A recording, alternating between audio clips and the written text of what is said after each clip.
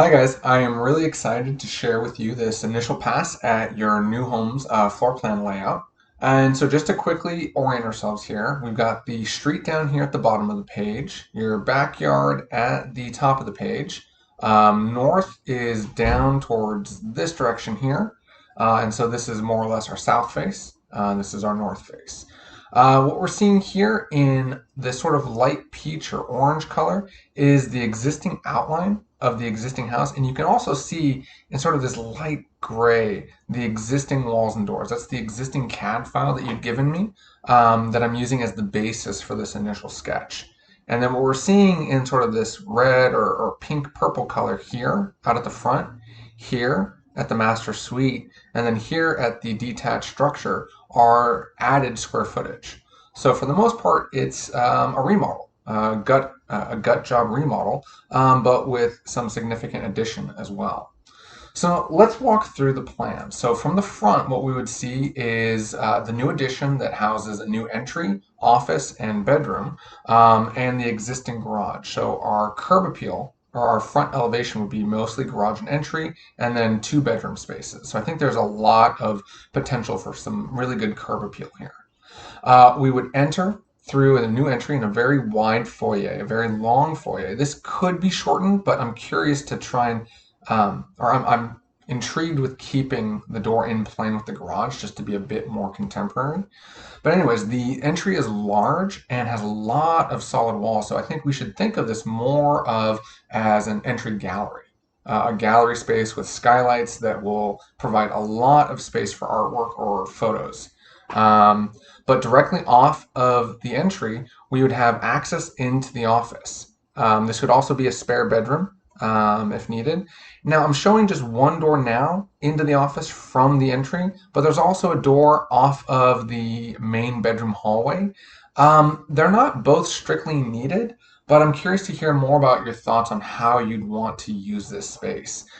We could potentially go with two doors here, double doors, that would make this feel like maybe an open living area. We don't even need to have this walled off at all. This could just be used as an open living, but I know you want office, so perhaps we close this door off as well, and then there's only one door into the office, which would leave this entire corner free from circulation, which could just be tons of desk space or desk space and a pull-out futon couch for when you have all three kids back home. So let's talk more about what you'd like here, but this office space has a very nice walk-in closet too, so I feel like this could be a really powerhouse of an office space with storage and plenty of space for office needs. Continuing from the entryway, we would continue through the hallway, and we can start to get glimpses of the family room beyond, but first there's a hallway to take to the right, which would lead to the bedrooms, as well as a powder room, and a hall closet, which would probably be a good space for a coat closet and other large storage, bulk storage.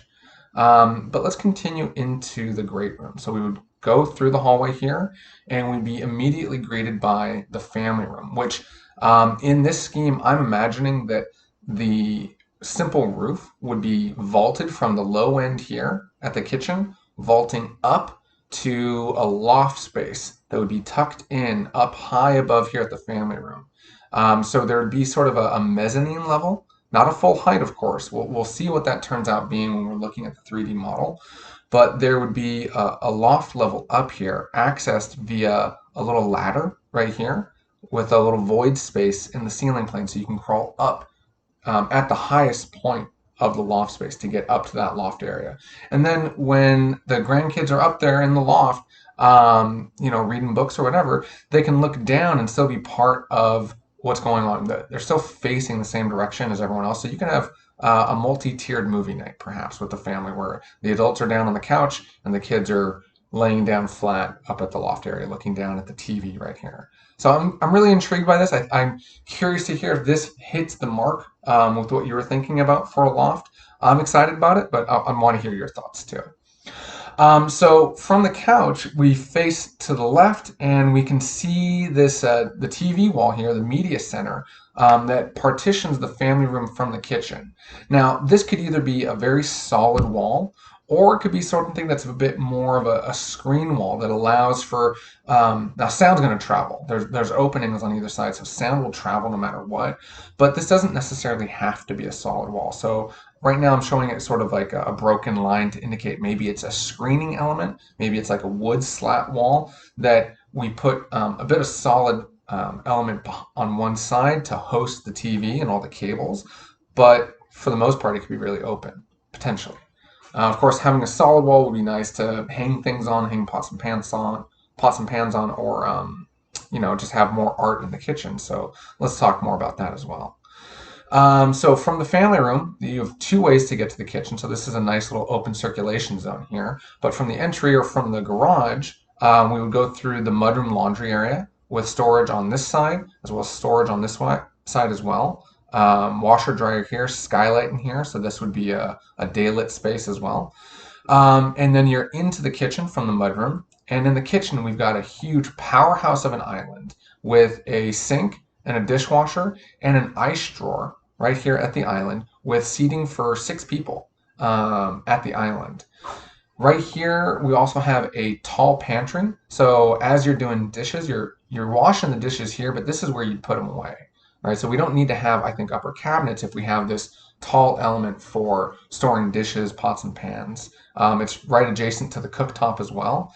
And there's a bit of a big window right here next to the cooktop and the sink. So 2 people working in this zone, one prepping vegetables, one cooking. I think this is a really good work triangle. I'm proposing the refrigerator being right here, the wall oven being right here, and an appliance garage being right here. So this would read as one full height wall right here, or full height element, even though it'd be made up of refrigerator, an oven, and maybe a microwave oven, and the appliance garage above the countertop here. This is all full height. And then this is where I would propose the coffee station to be. Adjacent to the island, adjacent to the family room. I think the coffee station being right here is pretty perfect because it's one of the first things that you reach in the kitchen. This is semi-flexible. We can certainly rearrange these elements, but I do think this makes sense. The appliance garage, oven, refrigerator, coffee station, access to the mudroom pantry area. Mudroom here, pantry storage here. Utilities being back here. And something I want to mention too is that I'm actually growing this existing room. Is really tight right now, the room that separates the kitchen from the garage. I would propose to grow that room to the maximum extent that planning would allow. I think planning will allow a garage to be a minimum of 18 by 18. So I want to make sure that that works for you. I know you're not really parking in the garage right now, but I want to make sure an 18 by 18 works for you in order to make this mudroom here work a little bit nicer. The kitchen opens up onto a 3-sided glass dining room that has a great connection to a covered patio. And I think this L-shaped great room is just really fantastic. It's a very open space. I love the flow and circulation around all of these elements. I could just imagine a lot of people circulating through this home really nicely. So from the great room, let's continue. Let's go back down this hallway. This would be where people can use a half bath. This half bath could pretty easily be expanded to a full bathroom by incorporating this hall closet as a shower. But I'm curious to hear if you feel like you need another full bath here. If you do, this could easily be converted into a shower.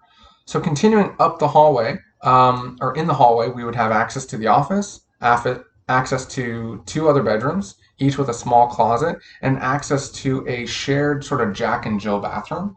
I like this a lot because I think that when you have guests here, no one has to step out into the hallway to get to the shower area. And plus, imagining that these are your kids coming, I want to hear the dynamic of how your kids get along, of course, but if they can do a shared Jack and Jill bathroom, I think this is a really nice element. They would both open into the shared sink area with a skylight and a linen closet or a linen cabinet. And then there'd be a separate door opening into the toilet and shower area. But your kids are older. Perhaps they're not keen on sharing a bathroom with each other when they visit. So let me know your feedback there. Continuing down this hallway, the hallway is packed with storage. This is a phenomenal amount of storage. I don't ever say it's too much storage, but I do wonder if with all the storage that we're providing, are we making the family room tighter than it needs to be? Certainly, if this hallway closet isn't needed for you guys for the hallway, I definitely give it back to the family room to give a little more breathing space for some furniture. Although I still love the fact that this is where the ladder is to get up to the loft area above. Continuing up the hallway, we get to another access point to the master, or another access point to the family. So the family room also has this great circulation around this core of storage and the powder room. So you and your master can just cut right through here to get to the kitchen. You don't have to walk through the entire hallway. So I really love this little void space here at the family room. In the master bedroom, I think it's a great amply sized master. We've got access with the barn door into a sink area with a walled off shower and toilet area. I would propose just to do one sink and leave extra counter space open for storage. But if you guys wanted to do two sinks, we certainly have room for that. And then access into a very large, amply spaced master walk-in closet. So this is a really nice master suite, and you can get a sense for how big it is by zooming in and looking at the ghosted in existing. You can see that the master bathroom and closet basically take up the space where the other two bathrooms are, plus the existing closet space in the master. The master would open out onto the covered patio as well. And then this covered patio has space for seating, for a dining area, as well as a seating zone, and then leads directly into the detached structure for the art studio and the foster cats structure. So this structure that I'm showing now, it's a bit small. I think this art studio is maybe 80 square feet. The cat studio is even smaller than that. But I'm showing this being pushed right up against the 5-foot public services easement. According to the survey we have in hand, there are two easements at the back of your property. One is a 5-foot public services easement for utilities and such. We can't build anything in there. The other is a 5-foot wire clearance easement in this little orange zone. That we can build into. We're just limited to 15 feet height within this spot, so that's not a concern of mine. So I'm showing us building in the wire clearance easement, but right up against that public services easement. The other element that limits us in size is I need to maintain 10 foot of distance between this back wall and this wall here in order to allow there to be glass in both of these walls, which I certainly want. We definitely want glass in this wall, and we certainly want glass in this wall. So if we want to grow these larger, we're going to have to sacrifice glass, either here on one wall or here on this wall. Could be made to work, but only if we need these spaces to be bigger. I would rather have more glass and more space. We'll talk about that in more detail. And of course, we could certainly grow this structure longer to the left, but I like the idea of it snapping to the same line as the existing master suite line. I feel like that will just look better from a composition and from looking at this as a compound or a complex made of multiple buildings. I think it'll look nicer if they snap to the same line. Well, I think that covers it for this initial floor plan. I'm really curious to hear your guys' thoughts on this, and keep in mind this is just the major remodel scenario. We could still look at doing a completely new build, but I really feel like this is hitting all the marks for you guys. So please schedule a meeting with me to review your feedback. Thank you so much, guys.